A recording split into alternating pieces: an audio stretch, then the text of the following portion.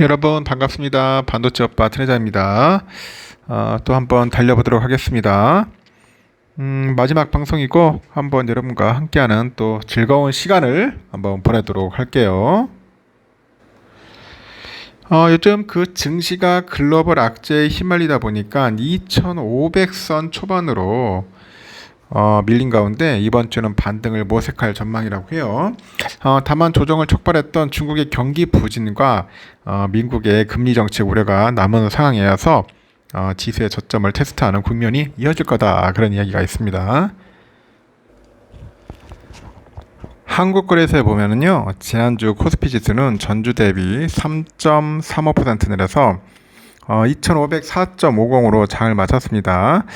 같은 기간 코스닥은 3.82% 떨어져서 877.32로 마감을 했고, 코스피는 올해 최장인 6거래일 연속 하락을 했습니다. 그래서 2500선이 무너졌던 지난 5월 17일 그 이후로 최저치로 이제 내려온 거죠.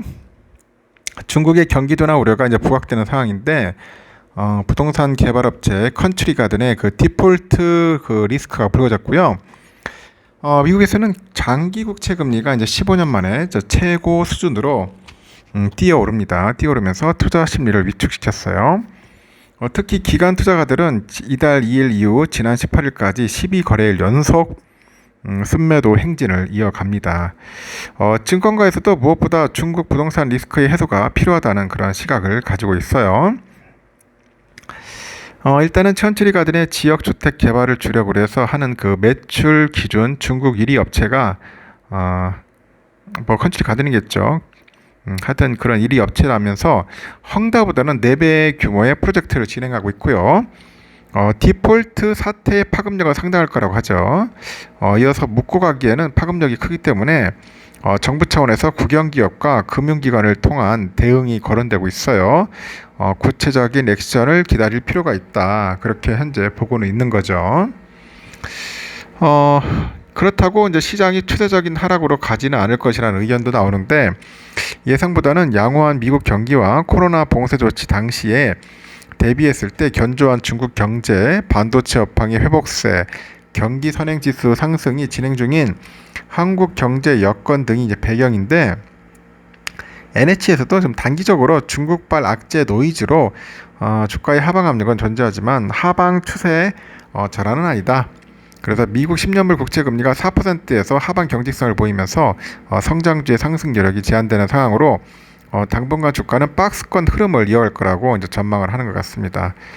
지난주 코스피는 2500선이 무너진 후에 200일 이동평균선 부근인 2482에서 반등을 했는데, 따라서 이번 주 증시가 하방 압력을 받을 경우 다시 한번 200일선 지지력을 테스트 받을 가능성이 높아요. 현재로서는 코스피 2480선 지지력 확보 여부가 관건입니다. 글로벌 금융시장이 변곡점 저항선에 위치해 있다는 거, 미국 투자 심리가 과열권에서 벗어나서 중립 수준으로 돌아섰고요. 중하권 증시가 연중 저점권에 근접했다는 점을 감안하면은 2480선 지지력 확보 가능성이 높다고 하네요. NH에서도 다음 주 증시 하단으로 2470선, SK는 코스피 단기 저점으로 2450을 제시하고, 다만 코스피 2500선 이하에서는 저가 매수 있기로 삼을 것을 권합니다. 다음 주 시장의 반전 모멘텀은 25일로 예정된 잭슨홀 회의예요. 이 회의에서 미국의 연방준비제도의 통화정책 방향이나 주안점에 대한 시사점을 제시하는 경우가 많기 때문에 시장이 관심이 집중됩니다. 특히 지난주 7월 FOMC 의사록 공개 이후에 미국의 금리 인상 무료가 재부각된 만큼 이번 회의에서 제롬 파월 연방준비제도 의장의 발언이 중요하다, 그렇게 보는 것 같습니다. 근데 여러분들 많이 들었기 때문에 잘 아실 거예요. 그렇게 크게 걱정할 건 없을 것 같습니다. 어차피 흘러갑니다. 흘러가니까 크게 걱정하지 마시고,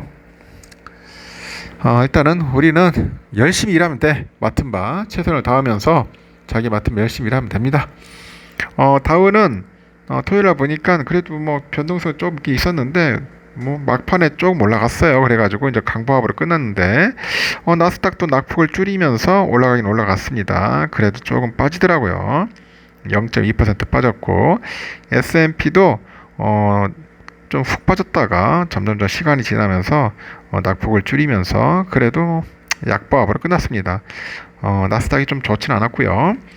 영국은 한 0.65% 정도 빠지고 프랑스 0.38%, 독일도 0.65% 정도 빠졌습니다. 필라델피아 반도체는 그래도 막판에 성공을 했습니다. 그래서 0.48% 정도 상승을 했네요. 요즘 계속 빠지죠. 3,875까지 찍다가 벌써 한 400 이상이 빠졌어요. 그래가지고 현재 3,462예요. 많이 빠졌습니다. 뭐 4,000까지 달려갈 줄 알았는데 역시나 빠지네요. 한 10% 정도는 빠지는 것 같아요. 10% 정도는 빠진다 생각을 해야 할 것 같습니다. 또 빠지면 다시 또 올라갑니다. 올라가니까 너무 걱정하지 마시고 빠질 때 주워 담는 거다. 내가 볼 때는 한 10% 정도는 빠진다고 생각을 하실 겁니다. 고점 대비. 환율은 미국 달러 보니까 1,343원이에요. 3.5원. 좀 달러 계속 오르고 있죠. 현재 환율이 오르고 있고 달러 일본엔 145.41엔 소폭 상승했고요. 유가도 80.66달러, 일본 엔화 924.14원. 요즘 엔화 또 오르기 시작합니다. 유로화는 1460.04원, 중국 이엔화 183.80원입니다. 휘발유 1738.29원, 국제금값 1916.5달러, 국내는 81,641.28원, 소폭 하락을 했어요. 미국 국채 10년물 보니까 4.2510입니다. 4.25. 4.2대에서 빙글빙글 돌고 있어요. 4.2대에서 4.25. 좀 높습니다. 아직까지는. 한 4% 깨져줘야 하는데 계속 지금 4% 상반대에서 지금 놀고 있어서 좀 짜증나죠. 선물도 다우는 조금 빠져가지고 약보합으로 끝났고요. 0.01% 빠지고 S&P 0.09% 하락했고 나스닥도 0.17% 소폭 하락을 했습니다. 러셀은 0.39% 올랐습니다. 선물은 우리의 삼성전자 66,300원까지 갔는데 더 이상은 빠지지는 않을 것 같다. 더 빠질 수도 있겠지만은 내일은 뭐 빠지지는 않을 것 같아요. 다시 한 67,000원 쪽으로 한번 가벼운 슈팅을 하지 않겠나 저는 개인적으로 생각을 합니다. 많이 조정받았어요. 벌써 조정을 많이 받았기 때문에 벌써 얼마나 받았어? 이거 한 10% 받은 것 같아요. 조정을 한 10% 정도 빠졌죠. 그래서 많이 빠지는 않을 것 같고 살포대가 다시 또 이제 올라갈 겁니다. 살살살 올라갑니다. 결국 올라갈 수밖에 없어요. 하지만은 약간 좀 조정을 받으면서 단계별로 갈 것 같으니까 너무 걱정하지 마십시오. 장기 투자하시는 분들은 그냥 굳건하게 강한 마인드로 가셔야 돼요. 단타 치실 분들은 하지 마시고요. 우선주도 54,500원인데 우선주는 약간 좀 추세가 좀 빠지는 추세더라고요. 보니까 일단은 55,000원까지는 다시 또 회복을 해가지고 또 다시 한번 살짝 반등을 할 것 같습니다. 이렇게 끝날 거예요, 여러분.